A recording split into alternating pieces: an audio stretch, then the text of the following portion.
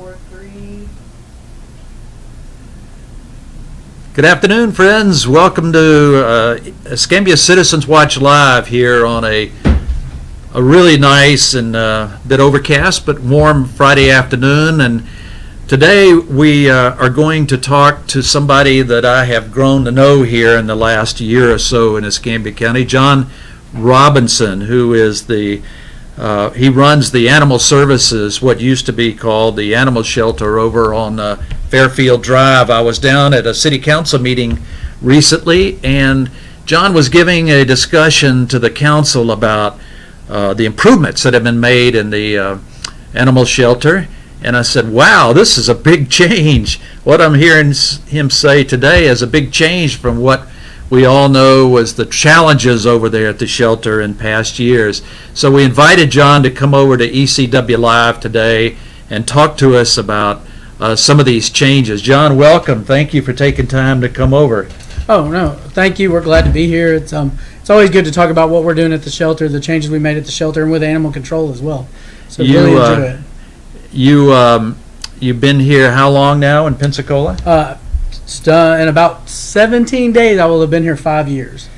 Well, big changes. I was just over there this week, and you wouldn't even hardly recognize the place.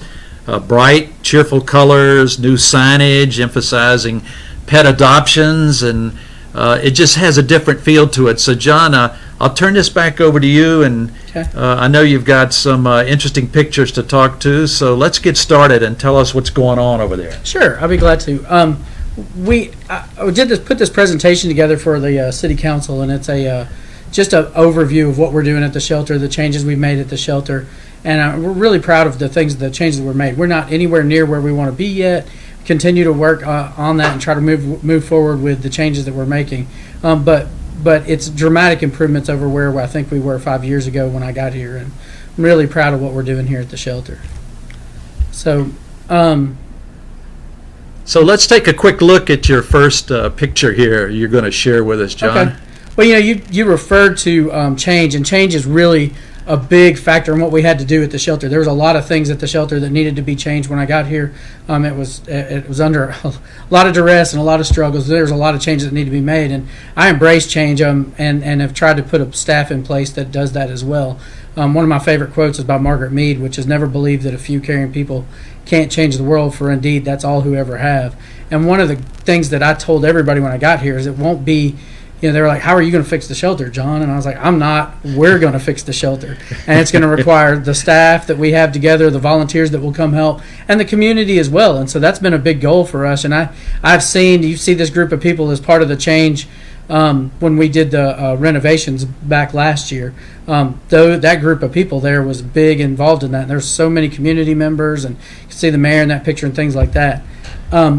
Honestly, Animal Services, we believe in dramatic change. If you haven't been by there, you were just discussing how it was when you were by there just recently, how different it feels and looks. It was a brown building that looked like a DMV on the inside, and it doesn't look like that anymore. If you haven't been by there, it's yellow, it's purple, it's teal, it's fun on the inside and out. And that's just, I think that's representative of the change that we've done, not just in looks, but philosophy as well. How we handle animals, how we do things, how we embrace the public. All those things are changes that we were reaching for and striving for. So I'm really proud of how that's turned out. We did a lot at Animal Services for the benefit of the animals. The biggest thing that we knew when I got here was the animals were the victims in this and needed our help. So we do a lot of that. We focus a lot on animal welfare, how to care for them in our community. So we set a bunch of goals for Escambia County Animal Services, and those goals are to increase adoptions, to reduce intake, gain community support, improve animal control response, and eliminate unnecessary euthanasia at the shelter. And we've broken those down even into more finite ways that we can do that. Increasing adoptions for us requires a lot more than just saying we want to do it. There have to be things to do. One of the things that was real frustrating for me when I got here was that the shelter didn't have animals that were necessarily ready for adoption. You could come in and look at them, and then you could say you wanted to adopt them, and then they would do the surgery, and then you could pick them up. So if you came in on a Friday thinking you're going to get a new dog or cat, to hang out with for the weekend, get them used to your house and all that stuff, you couldn't pick it up till the Tuesday or Wednesday of the next week. So a lot of times people would leave because they were expecting to be able to do that, and they'd go to another, somewhere else to adopt an animal, whether it's a rescue, which is great. We all want, everybody's got animals available for adoption, but we really needed them to leave the shelter. So one of the things that we've done now is our animals are ready for adoption. When you walk in today, a lot of animals are available, dog and cat wise, that you can say, hey, that's the one, that's my new best friend, and take it home this afternoon if you wanted to do that. Well, so, what are your adoption hours? The adoption hours, we are Monday, we've added hours for that as well. Monday through Friday, we're there 12 to 5, and then Saturday, we're there 10 to 4. So 6 days a week, you can come in, meet animals, and adopt an animal. And we're real proud of that, too, because I think that helps. Making us available is a big factor as well. Other things that we were doing, a lot of things that were difficult at the shelter were where you could meet these animals. The cats were all in little small kennels, and they were scared and they were stressed, and and then the dogs. If you got a dog out on Saturday, if there were 5 or 6 families coming to look at dogs on Saturday, they're all sitting in these little concrete benches around this open area with dogs on 4-foot leashes, and it's just really hard to get to know an animal that way. So we changed the environment there. The cat rooms are big and they're open, and the cats are out running around. They'll come and meet you instead of you coming to meet them now. They're really comfortable. And then the outside spaces, we have these play yards and meet and greet yards where people can actually come in, let the dog off the leash, play with it, figure out if that's the right dog for them. You get a lot better feel for how that animal works in there. So it's a big deal from there. One of our other big goals was to increase our adoptions, was to have the staff well trained in how we like to call it completing families over there. We're trying to finish and get our family complete. So our staff spends a lot of time getting to know the animals and then working with the public so that they find the right fit for the individual that's looking at a dog or a cat. If you're looking for a couch potato, they know the couch potatoes. If you're looking for a fun, energy, full dog, then they're looking for that. The staff knows them, so that was a big factor for us. Before, they didn't spend as much time with them. They spent a lot of time cleaning and things like that, but they didn't spend a lot of time with the animals themselves, and that's a big factor when you're doing adoptions. I get really excited about adoptions. You can see me in the background here, jumping up, I'm super excited that this dog is going home with somebody, and I really enjoy adoptions. Another thing that's been a big thing for us is we're trying to improve our image through local media, social media, things like this, getting out there and telling people what we're doing, the changes we're making, how we're going to improve who's available for adoption, things that we're doing is all out there. So that's a big thing for us from that standpoint, is just getting out there in the media. We also wanted to reduce intake. One of our big challenges is we had a lot of animals. When I first started here, 13 to 14,000 animals came in every year, and that was a real big challenge for us. So a couple of things that we've tried to do for reducing intake is we schedule intake for owner surrender. So you can't just bring in a dog because they were all coming in at the same time. It was really a problem that you get all these dogs in or cats in on Monday, and they all have the same hold times, the same period. So animal management's really important. It makes it a lot easier for us to not get overwhelmed by those intakes. We have some viewers who've been watching your presentation so far, and they're starting to put comments in and asking questions, John, and I'm going to toss a few of these over to you here before we move on to the next slide. One viewer asked, how many county employees do we have over in your operation? The entirety of our department is about 33 employees. That includes myself, all the animal control officers, the shelter staff, the veterinary staff as well. So it's about 33 employees throughout that. And how many volunteer and sponsors? May talk a little bit about the difference of what's a volunteer and what's a sponsor. How many of those do you have currently working? We have a lot of volunteers and a lot of the programs, and we'll talk about that a little bit in the presentation too, but we have a lot of volunteers that come through the shelter. There's a couple of ways you can volunteer. You can come in and fill out a volunteer application and be a volunteer at the shelter. And then we have military volunteers that don't have to fill out anything. If you're in the military and you want to come in and volunteer, background checks are already done. We'll put you to work right now. If you come in today, you'll be back there helping us out with something right away. We also have some partner groups like Friends of Escambia County Animal Services that does a lot of gets a lot of sponsorships for our kennels, helps us with those kind of things, and they raise a lot of money for us for things outside of what we budget for in the county, some exceptional use stuff that we like to do. When I visited the shelter this week, I spoke to one of the volunteers over there, and I noticed they've got a lot of good signage now about the volunteer programs. And one thing that caught my eye, and you mentioned it, and I want to put in a plug because I love the Navy. I love all the military services. I used to be one. Right. But she said you have military volunteers that come to the shelter on the weekends, and she said there's quite a few of them. Would you tell us a little bit more about the military side of this? Yeah, we get there's a great military presence here anyway, and we get a lot of the students over, the military students that come in and volunteer, and then people that are actually just enlisted. They'll come in and work with us weekends, and it comes and goes, but particularly through the summer, we'll have a ton of people come in on Saturdays and Sundays that are just looking to spend some time with the dogs, and they get credit hours for it as well. So it's a win-win. And one of the greatest things is if we got a big project going on, you can just say, "Hey, we need this done," and they'll go to work on it. It gets done pretty quick. So they're trained to do that and work together. So it's really good from that standpoint. One other thing I do want to mention in our goals for reducing intake is that we also work with the public now to try to find out why they're bringing animals in, and if there's something that we can do to prevent them from having to surrender their animal to the shelter. We do that a lot too. Sometimes they just need food, they need some training advice, or how to get their dog to work with another dog, or how to get the cat integrated into the family. So we try to do a lot of that too. So our goals for reducing intake is something that we focused on a lot, and now I'm proud to say that we were doing about 13,000 intakes a year. When I first started here. Now we're doing about 6,500 intakes a year. So that's a big change for us. One other big goal for us in reducing intakes is the support from our organization and other organizations for low-cost spay-neuter programs in our community. The county provides a grant to Pensacola Humane Society to support our low-cost spay-neuter efforts here for people who are on low income. It was something that they actually did at the shelter, but it really interfered. When I took over the shelter, it interfered with our ability to get animals ready for adoption. So when they built the Barbara Grice Center over there, they took that over, and now we fund that money through them.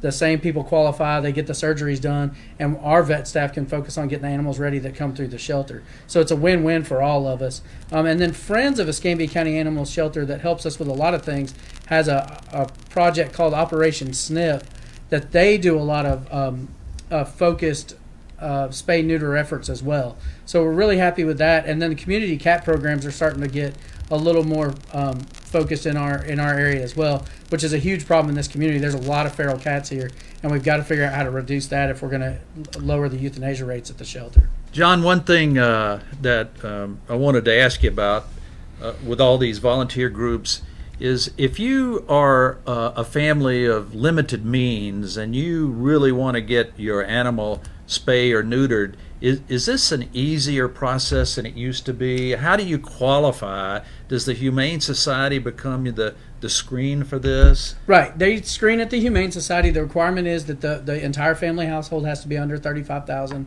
a year. You just have to show proof of like check stubs or W-2s, things like that. It's a lot easier than it was. It used to be there was a ton of paperwork to get through that process. So we've streamlined it to make it easier for people because we want people getting their pets spayed and neutered. I think that has it has been a factor in us reducing our intake. When I first started here, I can remember people bringing in litters of puppies every 6 months because their dog had gone into heat and had puppies again, and just having those animals altered is going to reduce the amount of animals that come through the shelter. One other thing we're doing to reduce intakes is our animal control officers all carry microchip scanners in the field. They have it with them. Our animal control officers are aware of the rabies tags, things like that. And one of our goals is let's try to return those animals instead of bringing them to the shelter. If we can figure it out and get them right back to their home right there in the field, we'll do that. It saves them from coming to the shelter. It saves the people whose dog got lost or cat got lost from having to pay all the fees from redeeming the animal from the shelter. And it really is a win-win for everybody. We don't need all those animals coming through the shelter if there's a way to get them home quicker. Our big goal is to get them through quicker, so we do that a lot. You talked about it a minute ago, but gaining community support for us is a big thing. We had a lot of challenges because of all the negative impressions of the shelter in our community, and it's one of those things that's really hard because I'll have a conversation with somebody who's upset about something we do, and it'll be something that was going on 10 years ago. And I'm like, we don't do that anymore. So we really want people to understand what we're doing different, and the best way to do that is to invite the public back to the shelter. You've been there. It's open. It's inviting. It's a fun place to come. Bring your family. We've got lots of great animals available for adoption. We want people to come see that. We want them to see the programs. We want them to volunteer. We need volunteers. We have these great programs that we've added to help the animals, and the more volunteers we have, the more of those programs we can do. We're in that phase now where, particularly at the shelter, our big goal is to keep increasing our programs. So really proud of what we're doing there. And then fosters, we can always use fosters because any animal that we can put in somebody's home instead of in the shelter is going to benefit two animals. It's going to benefit the animal that goes home with the foster, and it's going to benefit the animals at the shelter themselves that they made space for. John, I want to ask you a question about the foster program. I think there's people I've talked to, not just here in Escambia County, but all over the country, when you hear the foster programs thrown up, people will tell you that it's hard to become a foster for an animal, that the breed groups and the rescue groups have very strict requirements to be a foster. Is that an accurate impression? And based upon here in Escambia County, your impressions? I haven't seen that for the most part. I need fosters, so I don't make it very difficult for somebody to qualify. Obviously, we want to make sure the dog or cat's going into a home that's going to take appropriate care for it. If it's got, we have fosters for different reasons. Sometimes it's medical, sometimes it's because they're young and they just need, or sometimes they need some kind of emotional support to get out of the building for a little while and get into a home where they understand either training wise or it just helps their stress level. All those things, if somebody can handle that, that's the kind of volunteers we want. But there's a lot of breed specific rescue organizations, private organizations. They're going to determine how they do theirs independently, and some of them are strict compared to what we are. But again, I want to do what's best for the animals and be careful with it. But we're a lot easier to qualify for than some things. I just got another question here. One of our viewers wants to know, what is your budget? What's the total annual cost for operations? Your appropriation do you get? We're a little over $2 million for the entire. And has that been stable over time, or is that getting more or less? So we started doing zero budgeting a few years ago, and I feel like our budget's pretty accurate to what we need. There's always things that would benefit, and the budget's never enough. You know how that works. Right. But for us, I think the budget, and of course that's all animal services. That includes animal control, which is semi-salary heavy, and then animal shelter, which is a lot of operating expenses because you have medical expenses and things like that. But I feel like we strive to do our best. I'm very frugal with county money. So one thing you'll find with me is I'm not going to spend money we don't need to spend. So one of the other things we try to do is change the public perception of animal control in general. You always think of these old movies or these cartoons with the dog catcher running around with a net or a catch pole and chasing the dog, and the dog outsmarting them or the cat outsmarting them. And I just want, our animal control officers are officers. They're good people. They're smart. They're really, I don't like that perception of them. It's hard for me to watch this. I watch those movies with my kids all the time, and I'm like, oh, this is frustrating. But animal control officers do a lot of things, and I think we were talking about it earlier. Now, a lot of times, our animal control officers do these cases, and they have to go to court, and they have to prepare their cases very well because you've got your people that you're prosecuting have attorneys with them because now these crimes are offenses where they could go to jail for it. So they have to prepare and they have to do their cases well. And so we're really focused on having animal control officers that are having a good response and they understand what they're doing, but they're well educated. And I don't want anybody to think that they're just kind of a dupe-to-do running around like that. So one of our big goals for animal control response was to improve our efficiency. Animal control officers were running all over the county just because they were available, but we've broken it down into zones now, and it really, even though an officer may not be available immediately, because they're in zones and they stay kind of in their area, they still respond quicker to calls and can get more calls done. So that was a big thing. Better staff training. We've really focused on training for the staff. In-house, we have a FTO program that runs 12 weeks for all our new officers. They still have to get their 40 hours of training, but most of them already know all that stuff because they went through our 12 weeks. That's required by the state. And then continuous education for us, going to conferences and doing more training. Another big thing for us was prioritizing our calls appropriately. As you can imagine, animal control sees almost 10,000 calls a year, and some of them are people in being attacked by animals. Public safety is a big focus for us. Those would be calls that we deal with first. Animals in danger would be another big factor for us. Assisting law enforcement and other first responders. Sometimes they get on scene and they need help with a dog or a cat that's preventing them from doing their job. So we have all those, and then of course you've got we do everything down to deceased animals that have been hit by a car in the roadway, things like that. So the calls have to be prioritized. I know it's frustrating sometimes for people when they want something, a dead animal picked up, but they do have to remember that there may be a child being bitten up north, and that's what the officers are going to go to first and deal with first. And lastly, what we're trying to do is review and update our ordinances. We're constantly working on that. The ordinances we've changed a few since I've been here, and we have a lot more that we're going to update. Just for the change in the animal welfare world requires us used to do that. So that's something that we're going to do as well. Another big goal for us is to eliminate unnecessary euthanasia. I want people to understand that you hear a lot about no-kill and that kind of thing. There are still going to be, even if we get to no-kill numbers at our shelter, there are still going to be some number of animals that would be euthanized just because of medical or behavior issues. It's part of what we have to deal with. We get some really aggressive dogs. We get some dangerous dogs at the shelter. We get some animals that are really, really sick. We get cats that are just not adoptable because they've never been around people at all, and they'll just shred you. So as a matter of fact, most of our staff injuries are cat related, not dog related. But we do want to eliminate, if it doesn't need to be euthanized, we don't really want to do it. So we have a lot of for cats, we have a lot of enrichment programs in place where volunteers come in, interact with them, play with them, spend a lot of time with the cats. And we have these large open spaces. If you haven't been to the shelter in the last year and a half, these cats have free run of these rooms, and they have indoor outdoor spaces that they can come and go as they please. Like I said, it's great for them. If they want to meet a family, they can come down there and meet you. They have some high places they can get away from people if they're nervous around children and you've got children in the room. Sometimes they'll go up high, and then they'll come down when a sweet little lady comes in that they really want to hang out with. So really, really changed the disposition of our cats, and it also helps with their health overall because their mental health is better, their immune systems are better.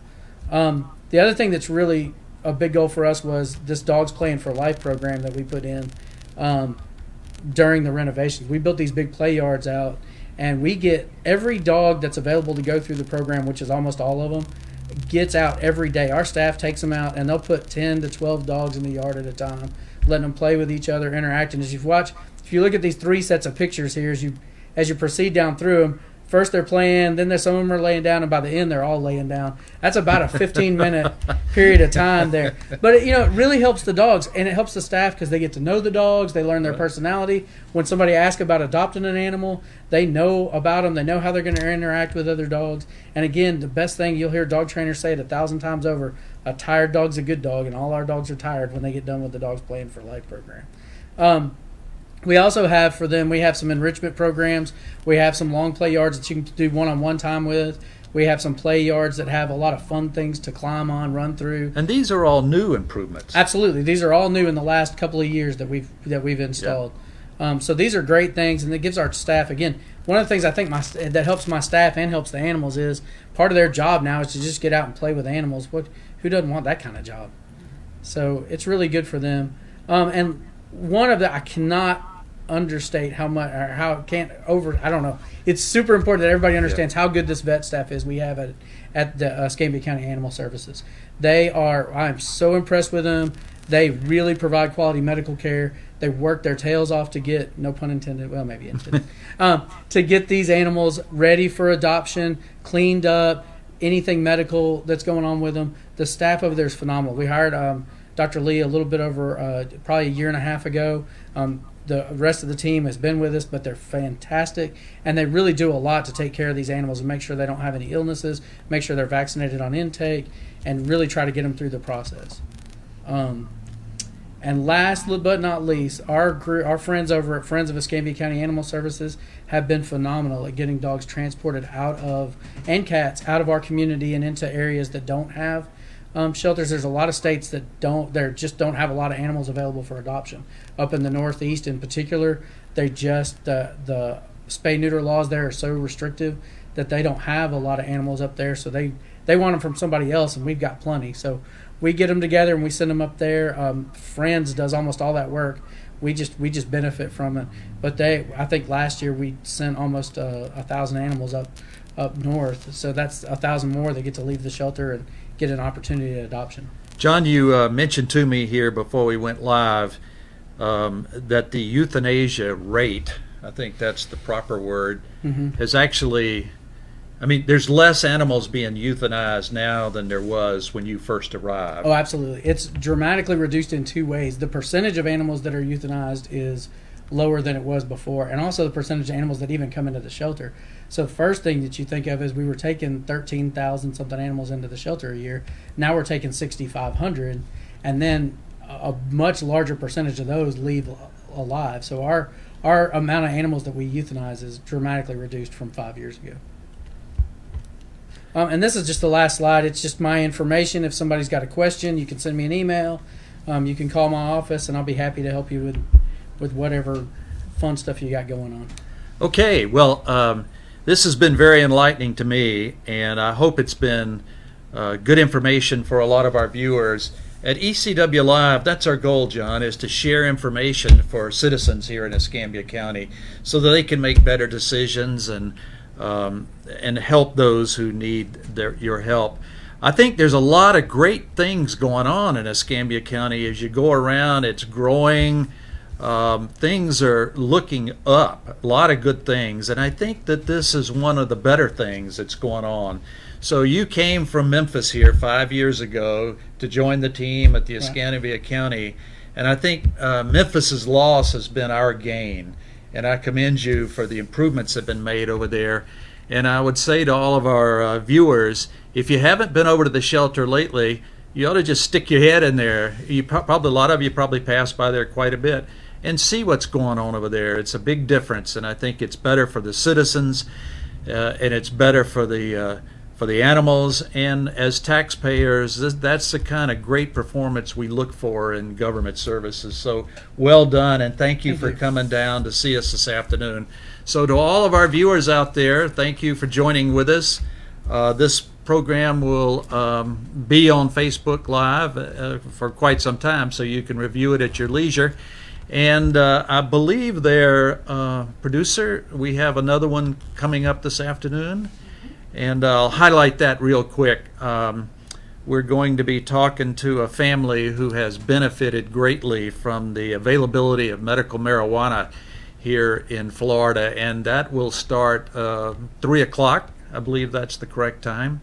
So I would encourage you to look at this. This has been a subject that the voters decided a couple of years ago, 70% of the voters, that medical marijuana was a necessary service here in Florida, and now we'll have an opportunity to talk to some family firsthand that has been the beneficiary of this. So for all of us behind the cameras over here, the team back here, I could go on about how this all came together today, but we'll save that for a later story. And to John Robinson over to Escambia County Animal Services, thank you once again. Until the next time, John Singley saying thank you, citizens and friends, for joining with us. Have a great Friday afternoon.